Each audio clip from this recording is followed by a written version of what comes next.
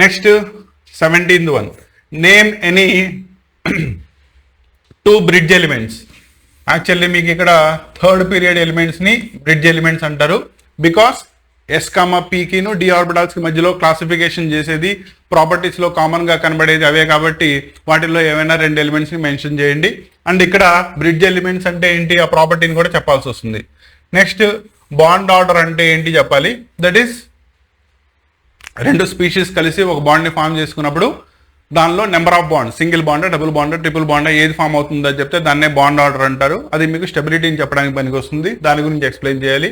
Next BF3 వచ్చేటప్పటికల్లా trigonal planar అయితే NF3 వచ్చేటప్పటికల్లా pyramidal shape.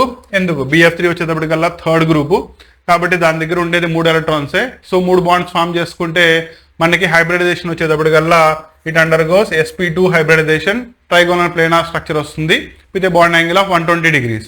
వేరే ఇక్కడ వచ్చేటప్పటికల్లా ఇది 5th group.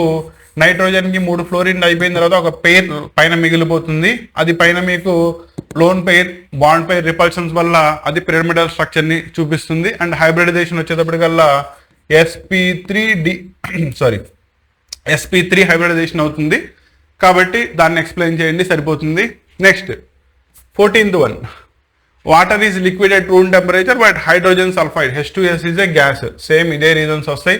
Next 15th one, give 2 examples of odd electron molecule. అంటే దేనిలో అయితే మనకి నెంబర్ ఆఫ్ ఎలక్ట్రాన్స్ ఆడ్లో ఉంటాయో దాన్ని చెప్పాలి.